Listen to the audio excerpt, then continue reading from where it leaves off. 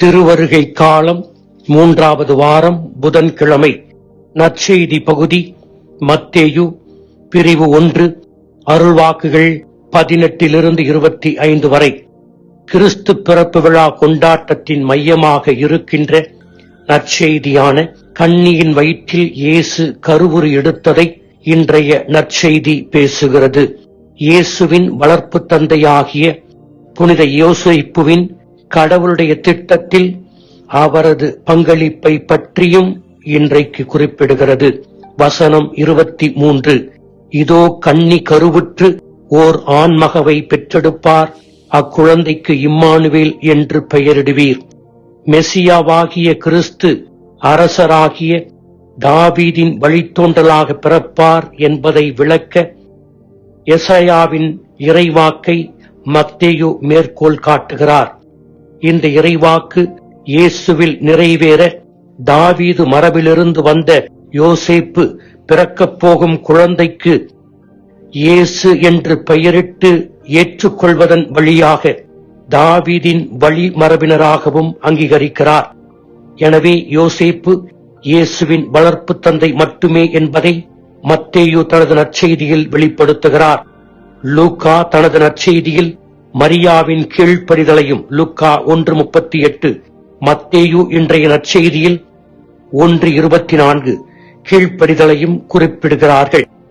ஆண்டவரின் தூதர் யோசேப்பின் கனவில் 4 தருணங்களில் தோன்றி கடவுளின் நற்செய்தியை அறிவிக்கிறார். இன்றைக்கு வருகின்ற பகுதி யோசேப்புக்கு முதலாக வானதூதர் தோன்றிய பகுதி. மரியாவை மனைவியாக ஏற்றுக்கொள்ள பயப்பட வேண்டாம் என்று கட்டளை பிறப்பிக்கிறார் வானதூதர். மரியாவை தன் உதரத்தில் தாங்க அழைத்தவர் உன்னை அவருக்கு இயேசு என்று பெயரிட அழைக்கிறார் என்று வானதூதர் உரைத்தார். யோசேப்பினுடைய கீழ்ப்படிதலின் சிறப்பு உடனடியானது, எளிமையானது, யாருக்கும் தெரியாதது.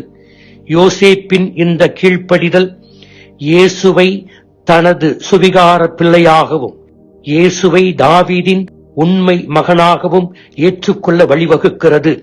கடவுளின் விருப்பத்திற்கு அன்னை மரியாள் ஆம் என்று மனமு வந்து சொன்னது இயேசுவை கடவுளின் மகனாக பிறக்க அனுமதித்தது.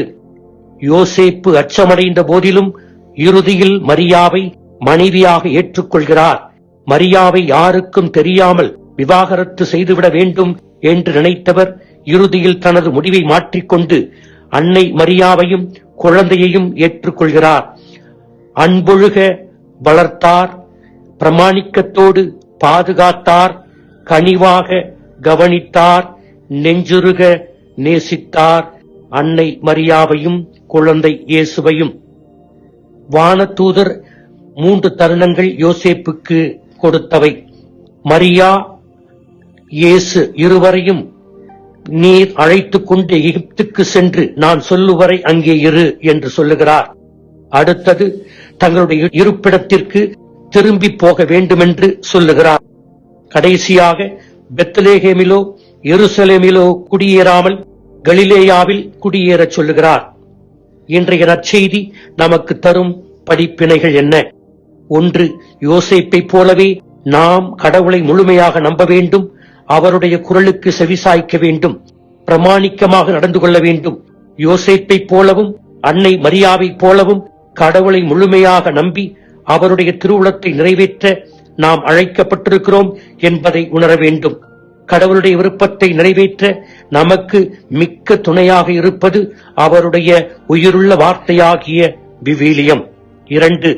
தாழ்ச்சி உள்ளவர்களிலேயே மிகுந்த தாழ்ச்சி உள்ளவர்களாகவும் கனி உள்ளவர்களிலேயே மிகுந்த கனி உள்ளவர்களாகவும் விளங்கிய அன்னை மரியாவும் யோசேப்பும் கடவுளின் நன்மைத்தனத்திலும் இரக்கத்திலும் அதீத நம்பிக்கை கொண்டு வாழ்ந்தது போன்று நாமும் அவர்களின் எடுத்துக்காட்டை பின்பற்றி இந்த கிறிஸ்துமஸ் விழாவில் மட்டுமல்ல ஆண்டு முழுவதும் குழந்தை இயேசு நம்மோடு வாழ நமது உள்ளத்தில் அவரை வரவேற்க இடம் கொடுப்போம். ஆமீன்.